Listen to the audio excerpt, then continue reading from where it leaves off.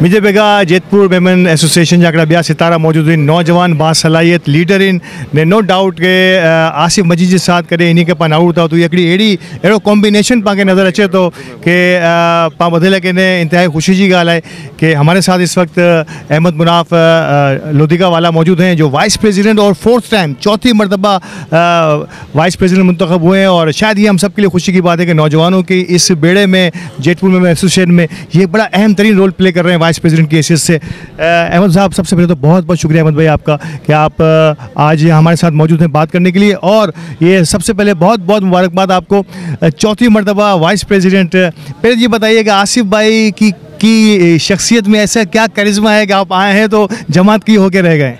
देखिए, आसिफ भाई अल्हम्दुलिल्लाह मुझे नहीं, काफ़ी यंगस्टर्स को लेकर आए हैं।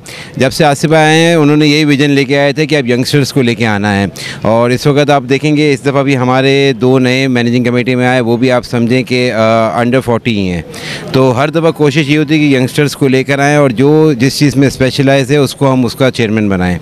तो आप ये देख सकते हैं कि आज से कुछ साल पहले सिर्फ आप देखेंगे बड़ी एज के लोग आपको जमात में मिलते थे। एक कॉन्सेप्ट था कि सिर्फ बड़ी उम्र के, लेकिन हमने खैर अब एक एज लिमिट भी रख दी है कि अबव 65 जो होता है उससे हम एडवाइजरी बोर्ड में लेते हैं। तो अंडर 65 के तक का मेंबर आ सकता है एमसी के अंदर।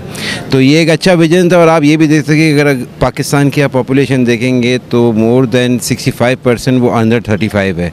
तो जो हमारी मेजॉरिटी नई जनरेशन जो भी है वो अंडर 35 ही है। तो फ्यूचर यंगस्टर्स का ही है। और मैं एक बात और भी कहूँगा कि यंगस्टर्स जैसे लेकर आए, अब इन्होंने मुझे एजुकेशन दिया। तो आज से अगर जो हमसे पहले सीनियर थे उस वक्त एजुकेशन सिस्टम डिफरेंट था। अब उन्हें ये नहीं पता कि ओ लेवल्स के अंदर क्या होता है, ए लेवल्स में क्या होता है, या मास्टर्स में क्या होता है, या चार्टर्ड अकाउंट आता है उसकी क्या रिक्वायरमेंट है, या आईटी की क्या चीज़ें हैं। तो उस हिसाब से आसिफ भाई का ये विजन था कि जितने भी यंगस्टर्स आएंगे वो हर बोर्ड को चेयर करेंगे। अब जैसे स्पोर्ट्स है, स्पोर्ट्स में अगर मैं किसी एजेड को हम लेके आएंगे ऑफकोर्स उसका अपना एक्सपीरियंस होगा, लेकिन आज स्पोर्ट्स की सारी एक्टिविटीज़ यंगस्टर्स करते हैं। इस तरह से आईटी है, इस तरह से हमारे दूसरे अब इवेंट मैनेजमेंट और हम दूसरे बोर्ड्स ला रहे हैं, तो उसके लिए भी हम यंगस्टर्स को लेके आ रहे हैं। या हमारा अभी हम जो 2-3 चीज़ें लेके आ रहे हैं एजुकेशन के अलावा भी, जिसके अंदर हम नए प्रोजेक्ट्स लेके आ रहे हैं। जैसे कार्ड का प्रोजेक्ट आसिफ भाई ने आपको बताया कि हम 25-30 कार्ड्स इंट्रोड्यूस कर रहे हैं तो एम्प्लॉयमेंट के लिए। तो उसके लिए भी हम एक नए मेंबर को लेके आए हैं। जी। और इसके अलावा मोटरसाइकिल का लेके आ रहे हैं। तो ये सब चीज़ों के लिए हम यंगस्टर्स को लेके आ रहे हैं।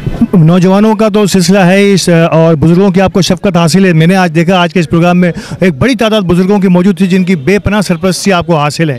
ओवरऑल अगर देखें तो ये जो गुलदस्ता आसिफ मजीद और आपने सजाया है, आप समझते हैं कि अगले 2 साल आपके पिछले जो 6 साल हैं उससे कई गुना ज़्यादा बेहतर हो सकते हैं? जी बिल्कुल, हर दफ़ा हमारी यही ख्वाहिश होती है और हम नए चैलेंजेस के साथ आते हैं। और आप ये देख सकते हैं कि अगर जमात का ग्राफ आप देखेंगे तो जब से मैं अपना बताऊँगा या आसिफ मजीद साहब का टेन्योर है, तो अगर आपको किसी की भी कामयाबी देखनी होगी तो आप किस तरह से जज करोगे। आज से 10 साल पहले हमारा फ़ंड कितना था, आज हमारा फ़ंड कहाँ पहुँच गया है।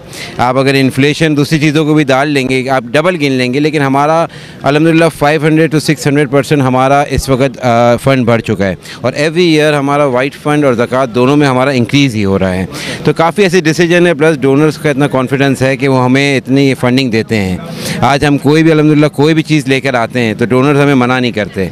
जैसे हमारा लास्ट इवेंट भी हुआ था तो हमें पूरा डोनर्स, अभी भी हमें कॉन्फिडेंस है कि हम कोई भी चीज़ लेके आएंगे तो डोनर्स को कॉन्फिडेंस है कि भाई पैसे सही जगह यूटिलाइज़ और हकदार को मिल रहे हैं। तो हमारी यही कोशिश होती है। थैंक यू वेरी मच, बहुत शुक्रिया। Thank you.